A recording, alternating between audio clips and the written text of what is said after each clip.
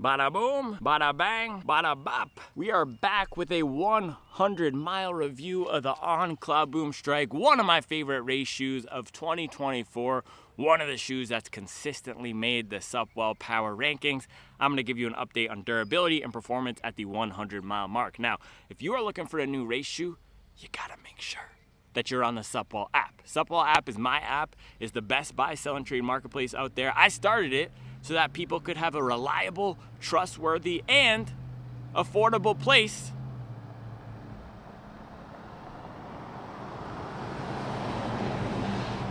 That was a long pause. I don't know if I'm gonna cut that or leave that. But the best place to find deals on running shoes. So if you're looking for a new race shoe like the Cloudboom Strike, make sure you're on the app because this thing is $280 MSRP. I've seen a lot of people post this for dang near half that on the app. I see a lot of race shoes go up for $180 and below. So if you're looking for a new summer shoe to stack some mileage and crush some pace and keep the vibes high, you gotta be on the Supwell app. And speaking of keeping the vibes high, we got the best gosh dang hobby jogger community out there. People getting after it and getting active daily, keeping each other accountable. So come in with us and enjoy today's video.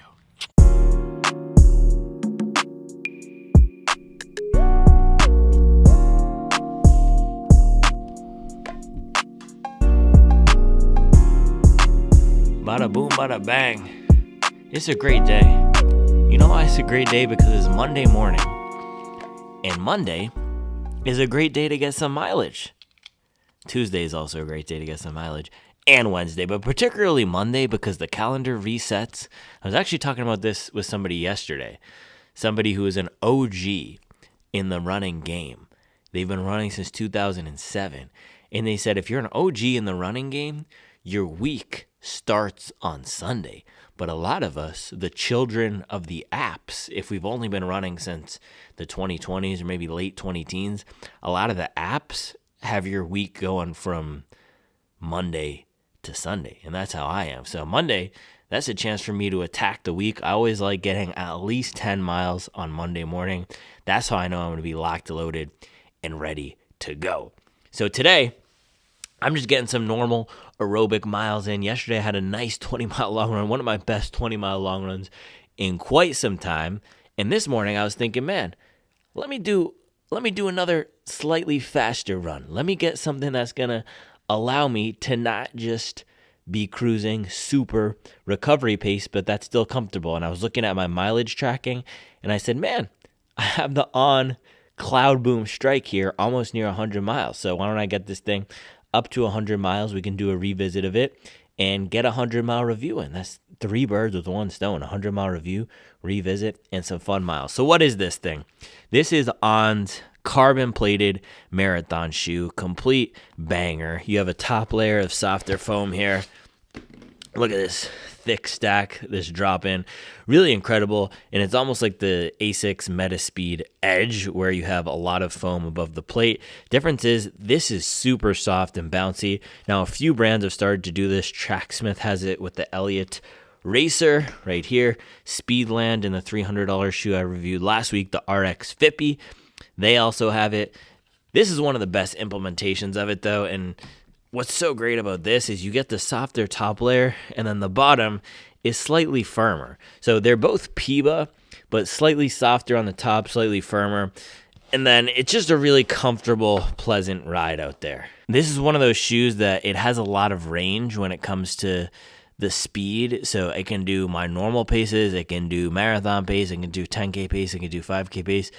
It can really do anything for me, even recovery pace. The last run I did in it, it was 3 to 4 weeks ago. It was on a Monday, and I had to get a 10-mile double. So I did 10 in the morning, and I had to get another 10 in the afternoon, which is just a pretty brutal way to get double. That's the worst way to get 20-mile double. Actually, 8 and 12 would be worse, or maybe 3 and 17 in the afternoon. But in terms of the normal way that people get doubles, doing 10 and 10 is my least favorite way to do it. But I did 10 in this, and it's one of those shoes that just makes it so easy to run. So decently lightweight. Let's actually throw it on the scale here.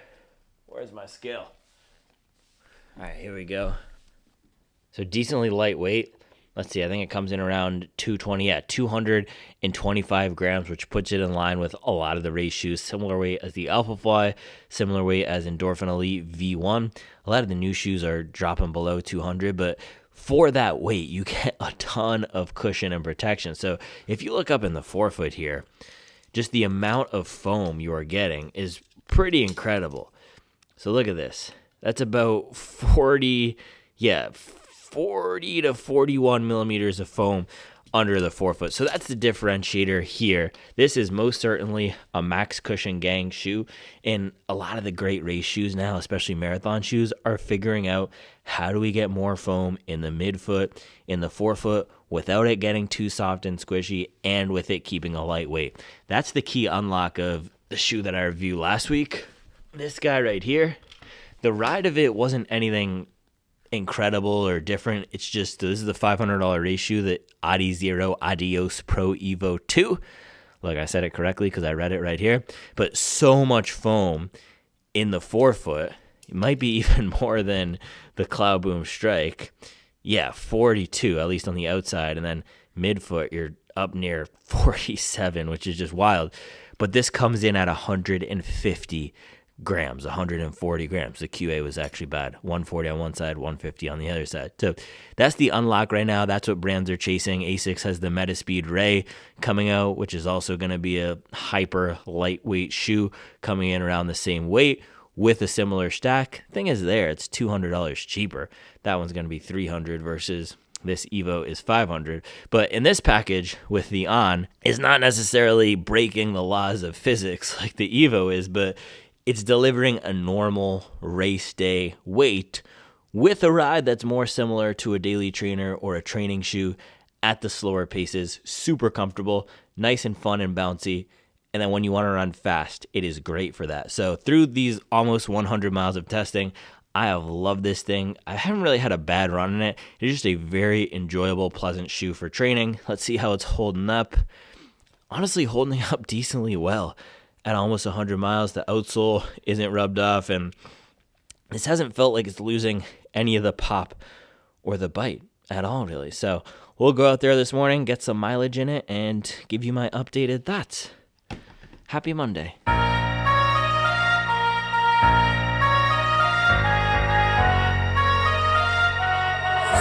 Turn it on.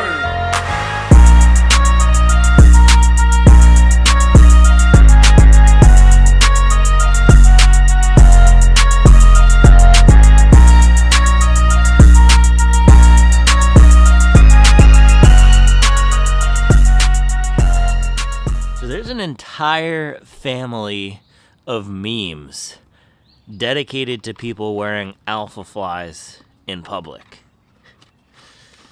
It's kind of cruel because if you're wearing Alphaflys in public, you clearly think it's the most comfortable shoe out there. And this is the thing, right? People associate, okay, running shoes, they're good for walking, they're comfortable. The most expensive running shoe must be the best for walking and be the most comfortable.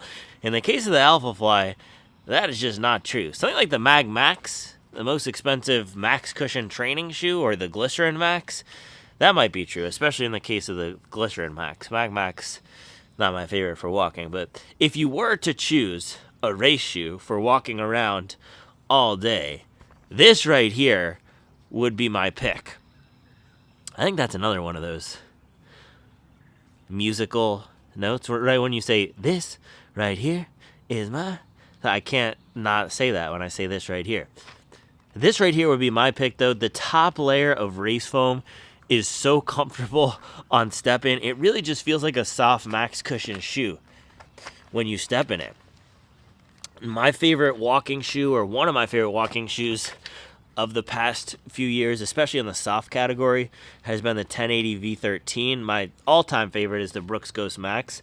That's more in the Goldilocks, not too soft, not too firm zone. But this is, man, almost as comfortable or just as comfortable as something like the 1080 when it comes to the foam feel. It is a very comfortable shoe on step-in. And because you have that dual foam, or at least the detached top layer and the different bottom layer, it doesn't feel as squishy in the back. Now, just standing here, it is a narrower platform. It's not as narrow as something like the Metaspeed Sky Paris, but the stability isn't the absolute best. But it's a race shoe, so it's not designed to be the most stable out there. All right, walk test.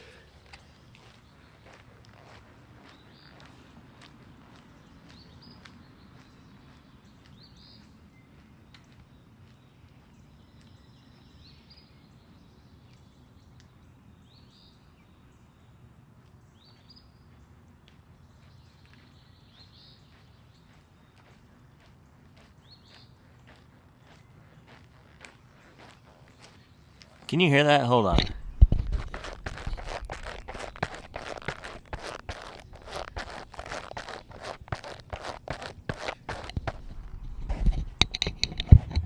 Had to give you the audio close-up for that one.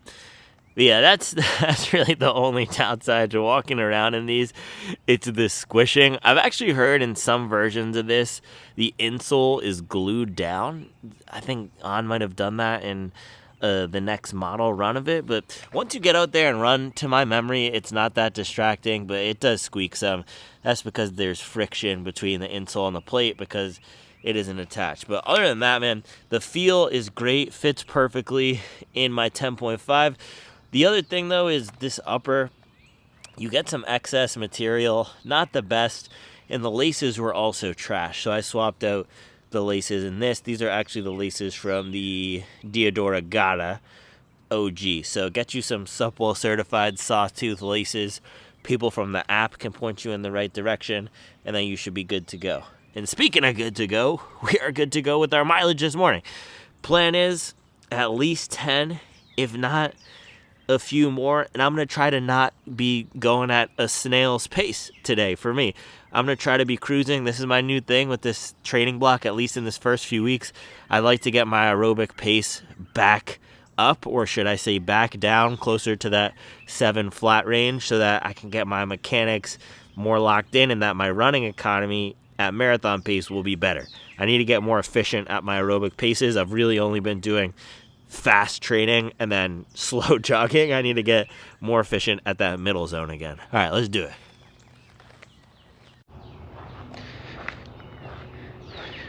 All right, day 2 with the Garmin. Oh, day 2 with the Garmin. Today's suggestion, rest. Okay, should have told me that earlier. We're going back inside. What the heck, a rest? Okay, let's do it. Kidding me? Get this trash out of here. This trash out of here. Tell me to rest. Tell me to rest. It's disrespectful. Tell myself when to rest.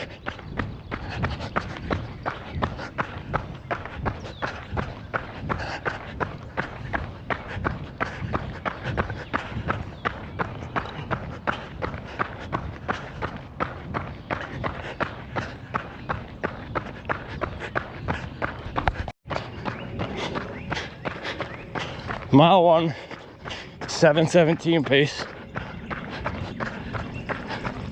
My watch just told me +3 performance condition. I have no idea what that means. Mile 2, 6:35.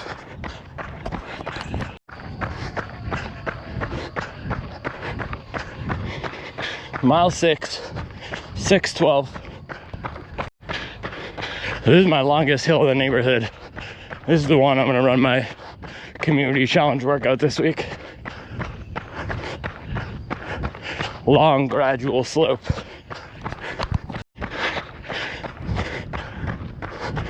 Speeding through the streets like a fireman. Grinding so long, I brought the haters out retirement. Think you could beat me? Better try it then. Used to talk down on me, but now they admiring.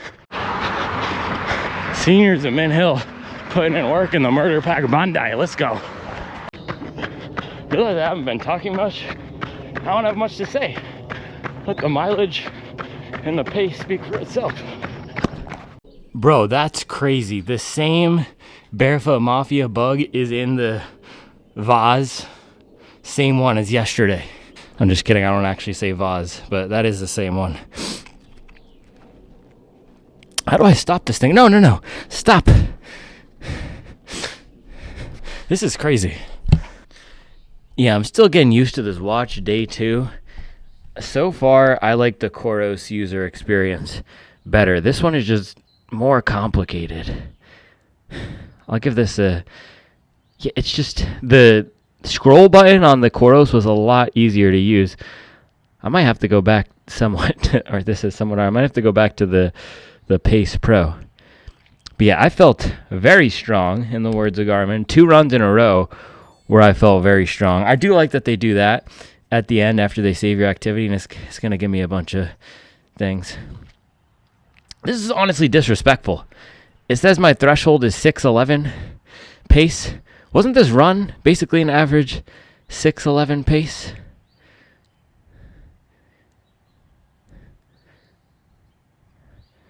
I take this personally, man.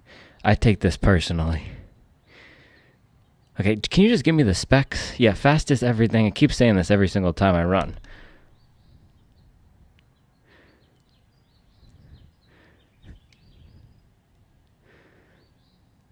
This is just laggy. Yeah, so 13 miles, average 6:20 pace, and it thinks my threshold is a 6:11. This is disrespectful. This is honestly... And it told me to take a rest day, too. You kidding me? You kidding me? Oh, and I got the... How do I go back to my activities? Dude, this is just... here we go. This is honestly just too hard for me to use. Yeah, 1 hour, 24 minutes, 18 seconds. That was a solid run, though.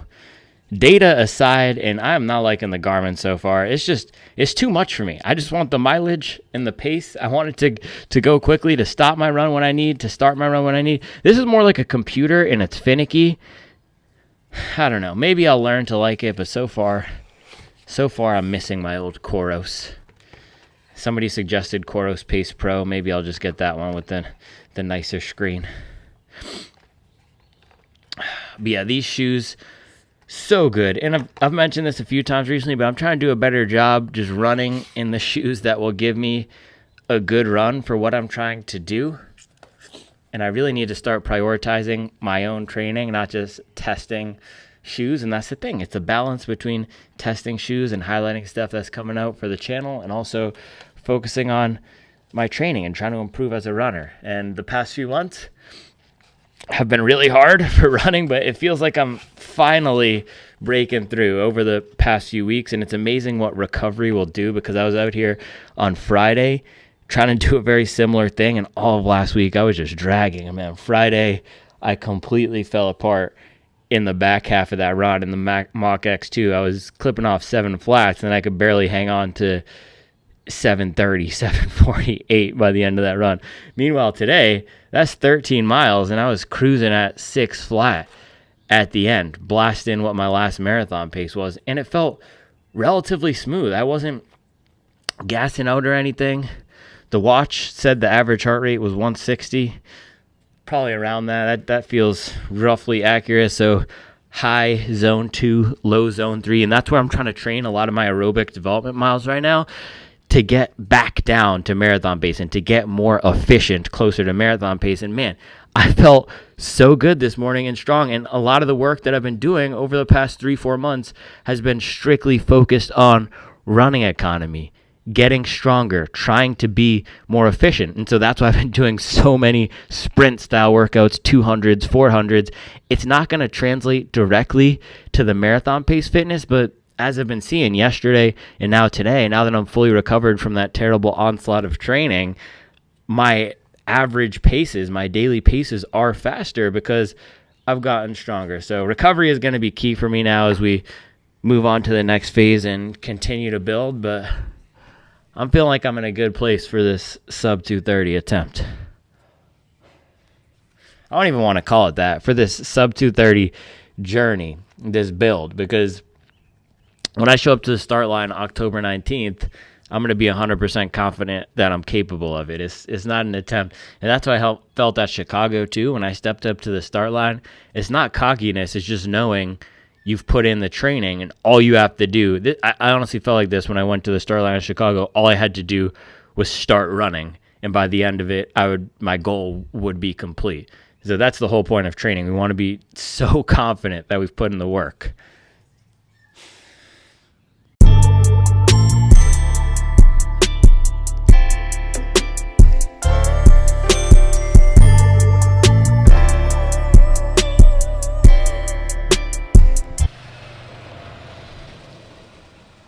Putting in work.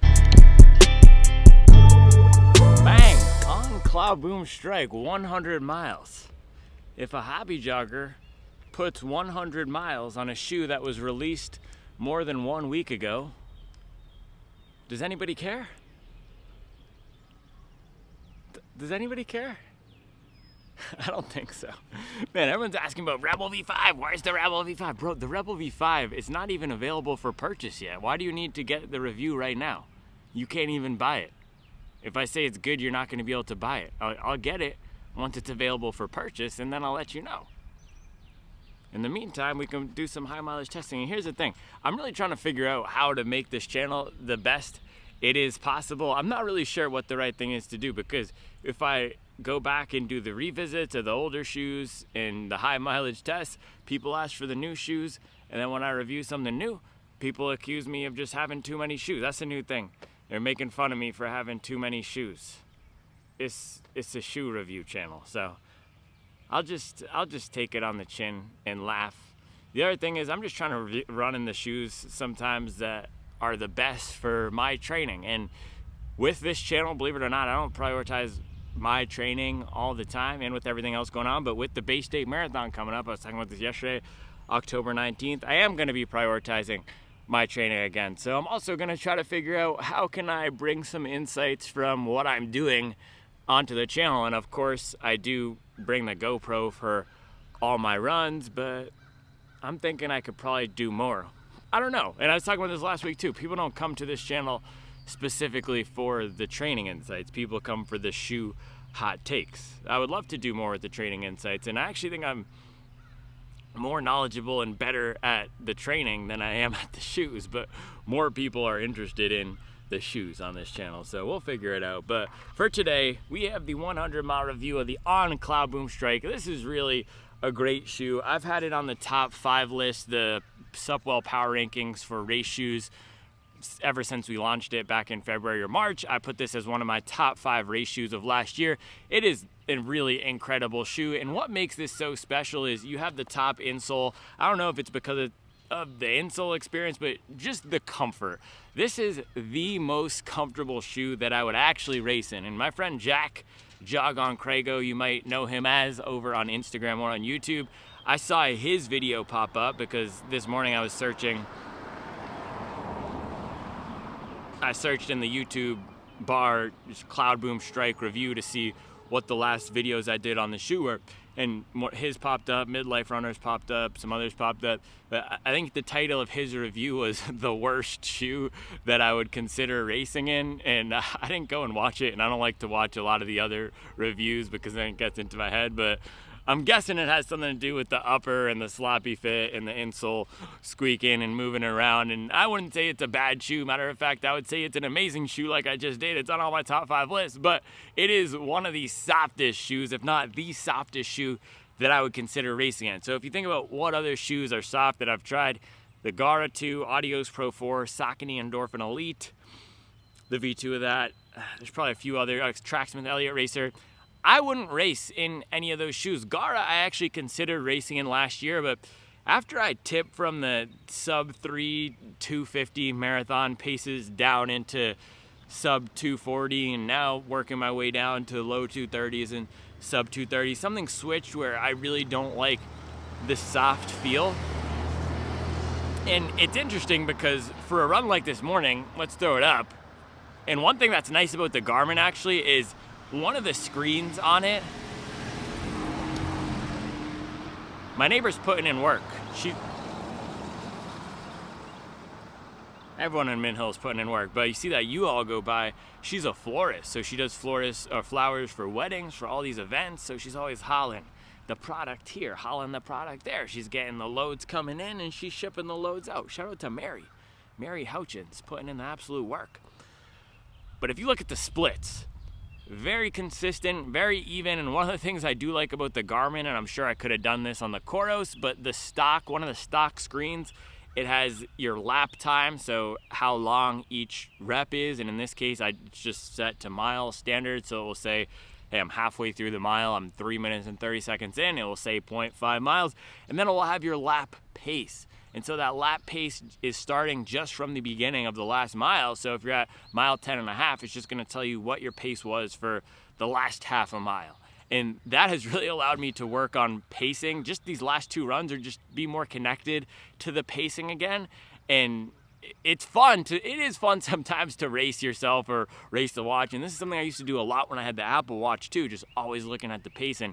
I don't recommend it, but with the focus of training that I'm doing now, working again on efficiency at these standard aerobic paces, it's been nice to have this. And so getting down to the 6:30, 6:20, 6:10, I was just floating in this thing. It is such an easy shoe to run in, and especially when having better running economy, feeling more efficient and strong. And for me, that is lengthening the stride, popping off the forefoot, not putting a ton of power down through the back of the platform, just being light, lean, and mean. That's how I felt the last few days now that I'm fully recovered again from the terrible training. And I really don't think I'm going to do any more of these repeat workouts, at least for a while, because they just destroy me.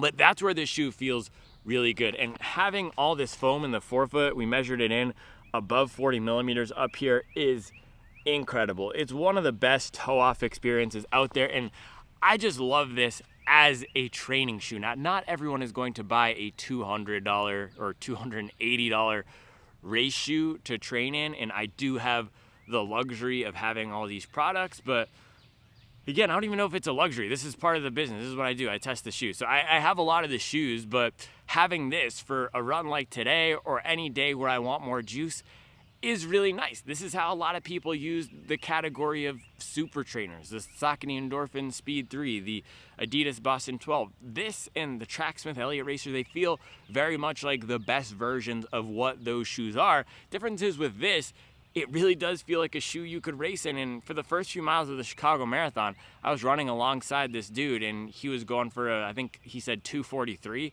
and I ran with him for the first 2 miles. And when he said that, I said, oh gosh, dang, I'm going to be running too slow if I keep going with him. So we split up. But he was in this, and I looked him up afterwards, and he crushed his goal time. I think he came in at a 2:41 or a 2:42 or something. So definitely not a slow shoe. You can run fast in this. Some of my best workouts of that Chicago block were in this shoe. I remember the first run I did in this, if you've been watching the channel, you know it was the Who You Callin' Small. I did a 24-mile long run out of the box. I set a 5K PR during that run. So that was running threshold pace down in the 5:30s. And then later in the block, very similar workout where I did, I think it was the classic Jack Daniels 4-3-2-1, the gauntlet workout. That thing is brutal. So 4 miles of threshold pace, 4-minute recovery, 3 miles of threshold pace, 3-minute recovery, 2 miles of threshold pace, 2-minute recovery, 1 mile of threshold pace. If you haven't done that workout, you should try it. If you're in marathon fitness, it is an absolute grind fest. Do that, and then 2 weeks later, try to do a 16-mile tempo at marathon pace. If you can do both of those workouts, you're going to crush your goal time. But point being, this shoe can really sing. Down at 5:30s, down at 5:20s, it feels great. And then when I'm cruising out here at these nice, steady aerobic zone miles, it is so nice. The comfort is a 10 out of 10.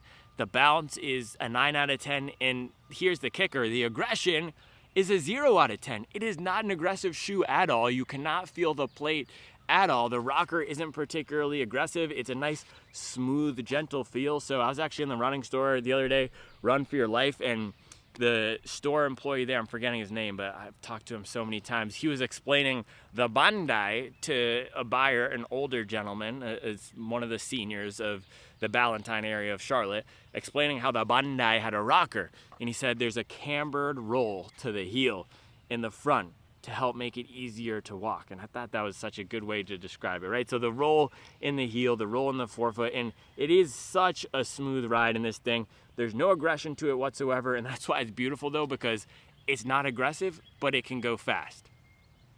Isn't that what you want in a marathon shoe? That's what I want in a marathon shoe. I want something that's gonna help me go fast, but that's not gonna punish me. Now, downsides to this shoe. I was talking about this with someone recently, and you've heard me talk about this probably before, but any of these soft shoes can pose a distraction even on a run like this morning where it's not really about the pace, I'm just having fun, it's a random Monday morning training run, not stressful at all, just going out here and running, I'm still thinking about the shoe. I'm thinking about how soft and bouncy it is. It's taking me out of the zone. And for the marathon, for a race, any day where I'm lacing up shoes and really just want to get out and hammer, I don't want to be thinking about anything. That's why I don't race with the GoPro, right? And that's why I don't race with soft shoes. And that's why for a run like this morning, where I am focusing more on my training and hitting the splits, I'm not turning the camera on and off all that much because I just want to run. So the fewer distractions you can have on race day, the better chances of success. The gels, right? Socks, not doing anything new. Have you heard the expression, nothing new on race day? I would also like to add nothing distracting on race day. And so if you're worried about an upper being finicky, if you're worried about is the shoe too soft, if you're worried about, hey, is the stability going to be okay at mile 18, those things can all take you out of your zone. And there've been studies that have shown the reason some people perform better in training is because they're not stressed. They're not thinking about anything. So if you're coming into a race stressed, even if it's about the shoe, having that in your mind can really take you out. So that is the downside of this. If the softness is going to be distracting for you, which it is for me, might not be the best choice for an actual marathon race. But if you want the comfort, if you are really prioritizing feeling good over the course of a 3 hour, 3.5 hour, 4 hour race, this is an awesome pick. The stability is really solid, and now at 100 miles, you can see it's holding up really well. Of course, we do have some exposed foam in the back here and some minor chipping, but if you compare this to a Vaporfly or really any of the other race shoes out there, that is nothing. And by the way, this is smooth back here, but that's how it came from the factory. It's a really weird design decision that On did. Same thing with this right here. So rubber is in amazing shape. I found the grip on this to be decent. Somebody actually in the Build Your Dream Shoe series we're doing on Instagram put the Cloudboom Strike grip on their dream shoe. So I think, was it Nick Taylor? He's a fellow Charlottean down here. Yeah, I think it was him, but somebody thinks this is the best grip out there. I think it's solid to standard, and again, Jack, our friend Jogon Crago, he commented on that Instagram post that he was sliding all over the joint. I don't know if that's an Aussie expression, but he said he was sliding all over the joint in this thing. So for some people, I guess the grip isn't as good. Maybe the Australian rain has, I guess it would probably have less oil in it because I'm guessing the pollution isn't as bad as over here. So maybe the stickiness of our polluted roads in America, especially in Charlotte, is helping the grip be better. But the grip is fine. You're not going to be slipping and sliding like a Saucony Endorphin Elite. So overall, it's an amazing package. And where I think this is going to be excellent for people is that replacement for one of the most legendary shoes of all time, which is the Adidas OG Prime X Strung. Now, that might be surprising to hear for some people, but hear me out here. Tall stack of foam, great bounce, really fun, and the ability to have the comfort and the protection while picking up the pace and hammering. So that's what makes the OG Prime X Strung so special. Yes, you get the tall stack of foam, but there's a lot of max cushion shoes out there that have tall stacks of foam. There are even shoes now like the Adidas Evo Pro, the $500 shoe, that are super light with the tall stack of foam. But with that one, it's having that higher density foam with the protection, with the ability to just run at a standard pace. And then when you want to drop the hammer, for me, getting down to 5 flat, I did some 800s at a 5 flat in that thing, it just sings. It is very fast. It maybe as fast as the Alphafly in the Sky Paris, if not 1% slower. So that's the same thing as this. It is deceivingly fast. Of course, it's a race shoe with the carbon plate, but if you lace it up, if you put it on, you're going to have that soft step and feel like a 1080, like a Neo Zen. But as soon as you start cranking the legs, it can really go. This is not going to be holding you back. So if you are looking for something soft, fun, comfortable, excellent long run shoe, On Cloudboom Strike. I don't get everything up to 100 miles, 150, 200 miles now, but I can say with confidence this performs really well at 100 miles, and I would be comfortable doing a race in it. If I were to have raced in this shoe in general, which, like I mentioned, I'm not going to race in this shoe, but point being, performance has not degraded over the course of 100 miles. And we can see, again, with this run, really solid, really strong, great run. So fun shoe. Great upper too when it comes to the breathability. Now you're gonna have to take your laces out. But if you're looking for a summer shoe, this isn't gonna have your foot heating up like a sweatbox. I felt super ventilated in it this morning. So I highly recommend this. There's a reason it's been on the top 5 list. I don't think it's gonna be going anywhere anytime soon. Maybe the Asics Metaspeed Edge, the Edge Tokyo, that's gonna have the softer top layer. So that would be the one that's going against this guy with the softer top layer. And then the Sky Paris or the Sky Tokyo, I was talking to somebody who tested it and they said, I was talking to an Edge Paris fan who tested the new Tokyo, and they said the Edge or the Sky Tokyo is like a trampoline, and they'd never experienced anything like that before. So the Sky Tokyo is the one with the firmer layer on top and the softer one on the bottom, which is just wild. I have no idea how that's gonna feel. Most of these brands who are doing dual foam, they always do soft on the top, firm on the bottom. Saucony Endorphin Trainer, Adidas, Boston. I'm trying to think. The Super Blast kind of has the firmer on the top, soft on the bottom, but in that case, the FF Blast Plus is just such a thin layer, it's not really doing much to inform the ride experience at all. So that's gonna be a cool one, both the Sky and the Edge Tokyo, and then the Metaspeed Ray is just the full 100% super soft. And again, I talked to someone who tested that and they said they weren't a fan of soft race shoes before, but that one was just so responsive and bouncy and fast that it might have swung their opinion. So we got some good stuff coming. Maybe one of those will knock this off. I think the biggest demerit to this compared to those shoes, especially the Edge Tokyo with that soft top layer, is gonna be the weight. 220 is now looking like it's on the heavier side, which is just crazy. This doesn't feel like a heavy shoe, but incredible shoe. If you have the money to spend on a shoe and you're looking for a new long run shoe or a new high mileage training companion, this is a really good one. You're gonna find yourself pulling this for a lot of your workouts, especially if you're doing marathon training. And this is one that I can comfortably run everyday miles in, and it's not gonna punish me. Now, of course, we don't wanna be running all of our runs in a race shoe. You don't get injured by running in race shoes. You get injured by training poorly and by not giving your body time to adapt to new stimulus, whether that's, or I guess should I say, adapt to new stimuli, because that's the plural. S-E-O-M-O, E-O-M-E-S-O-S. You don't get injured from running in a race shoe. You get injured from going out and hammering or being irresponsible. But if you are responsible, if you are used to running the carbon shoes, you're gonna get a lot of good miles out of this thing. So yeah, I put it in the top 5 high mileage shoe list as well. I can verify it's a complete banger. On Cloudboom Strike, Supwell certified, top of the throne when it comes to soft race day shoes. And my training is back on track. I gotta figure out how to get more insights for you out of my training. Otherwise, it's just gonna be PIBA and carbon plates and Max Cushion Gang until the cows come home. And here's the thing, we can't have our stack and eat it too. So I guess if I'm focused on sub 230, we're gonna be talking sub 230 and all the Stacklians out there who are addicted to supercritical foam, huffing TPEE down in PIBA province, are gonna be out there in the dry, just tripping out. Where's the rebel? Where's the rebel?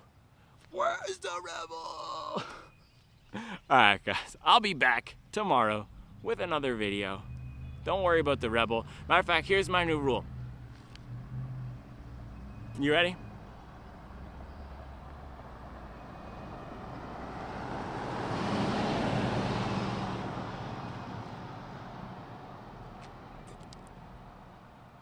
I will let anybody request any shoe once you run 4 straight weeks of your highest mileage ever. No, that's not good. That's going to encourage injury. You can request what you want, but guess what? I'm not going to test it until it's available to buy. That's the new reality of the channel. So I appreciate you all. Get your mileage in, sign up for the Supwell app, and I'll be back tomorrow with another video.